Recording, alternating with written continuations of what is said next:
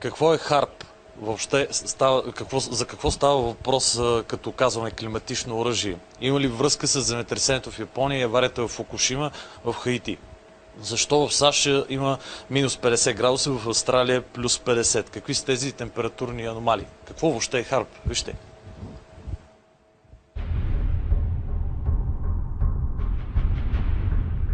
Програма за изследване на активното сияние на високата честота. Това означава в превод на български език абревиатурата ХАРП. Казано иначе, ХАРП е програма за научно проучване на ионосферата чрез електромагнитни вълни. Работата на изследователската станция започва през 1993 година. Построена е в Аляска и на пръв поглед не изглежда по-различно от струпани на едно място антени.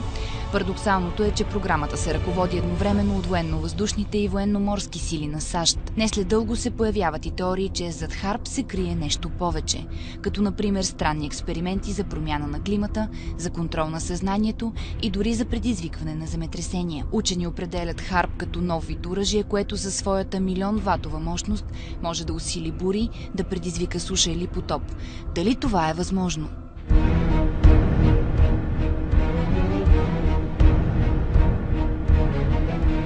Според учени, електромагнитното оръжие е причина за редица катаклизми в наши дни, като опустошителните земетресения в Япония и в Хаити. Съществува теория, че дори земетресението в Перник през май 2012 година също е дело на ХАРП.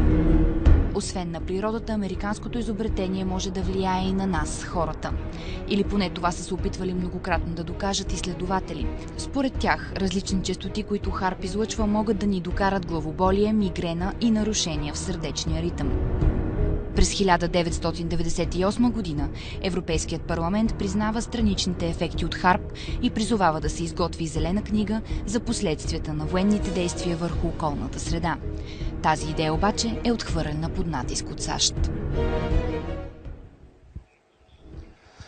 Петко Гънчев. Той продължава да работи с Българска академия на науките над своите изобретения. Познавате добре електротехника от Велико Търново, чието прогнози много често се сбъдват на 90%.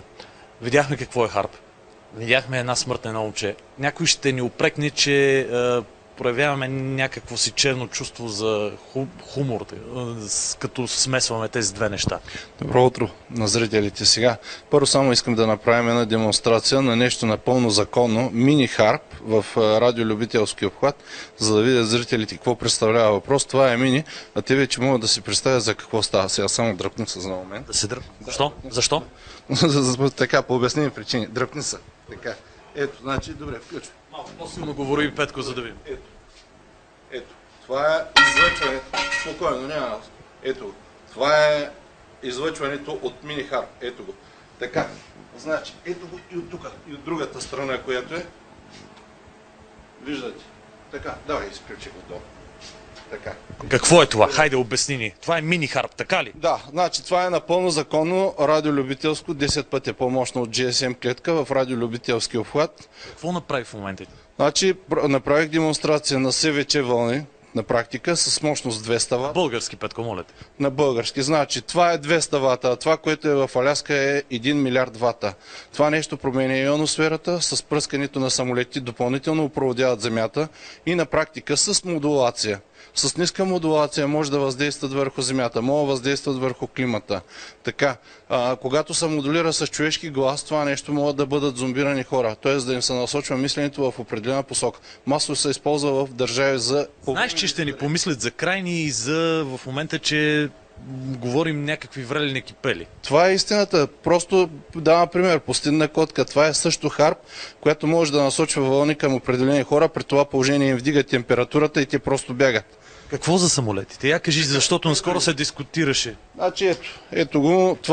Това са наночастици алумини, които се разпръскват. При нормално положение самолета, като лети до 5 минути, дирята изчезва. А това нещо стои с часове.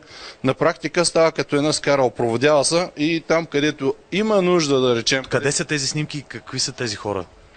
Ами много интересно. Значи ето тук е военен, който пръска. Никой не знае какво пръскат, нали, но на практика те опроводяват Земята и на практика могат да променят климата. Т.е. могат да правят торнада, могат да правят минус 50 градуса, плюс 50 градуса.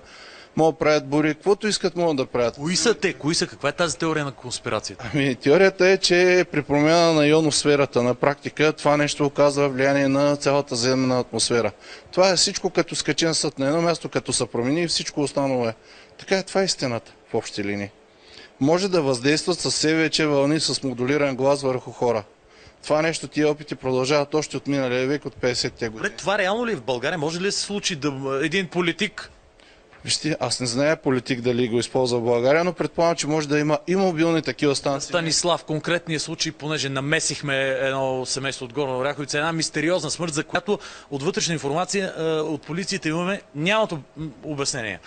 Имаме реплика на Станислав. Купих плочки, татко, утре ще лепим банята, утре той си е пуснал трифазен ток. Сега само да обясня. Това нещо, когато съм моделирал с алфа вълните на мозъка между 7 и 8 Хц, това нещо... Български пак, моля. На български значи той го чува като вътрешен глас.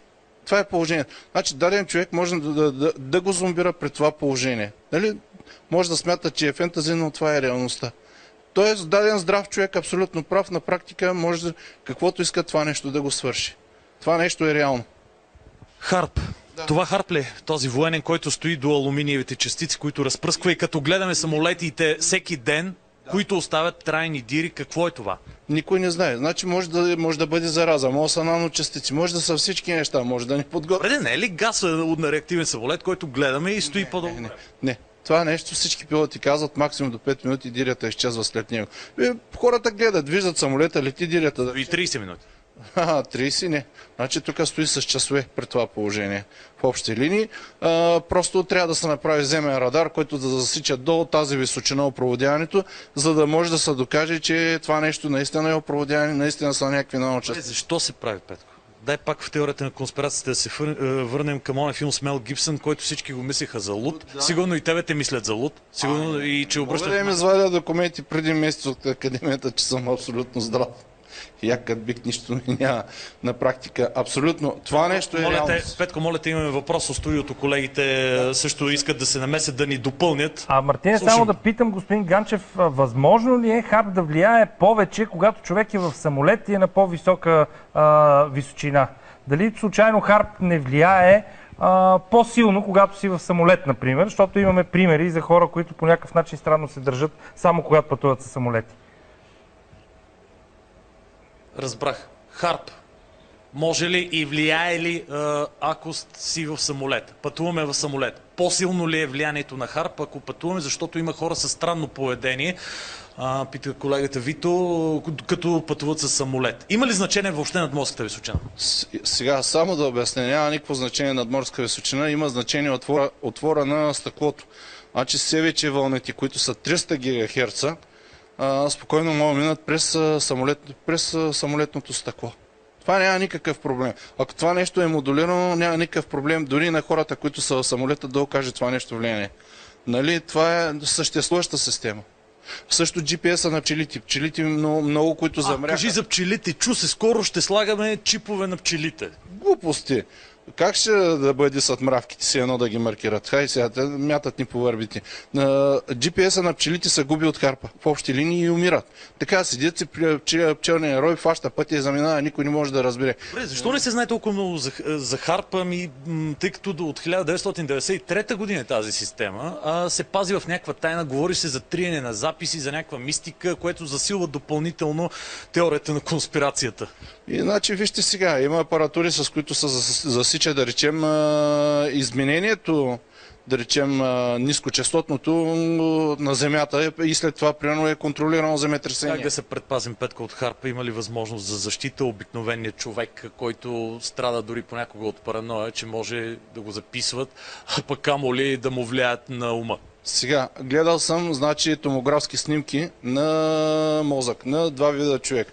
Единият човек, който, примерно казано, по някакъв начин му е въздействано с това нещо.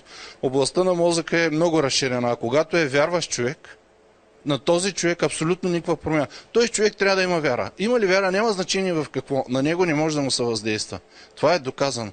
Виждал съм томографски снимки за това нещо. Вярата ще ни спаси. Петко Ганчев, темата Харп и земетресенията, катаклизмите и температурните аномалии, които между впрочем ще се обсъждат днес в парламента. Колеги, към вас. Благодарим много, Мартина. Благодарим много и на господин Ганчев. Както винаги, изключително любопитно и интересно да наблюдаваме всичко. Явно вярата работи в много повече ситуации, отколкото си мислим.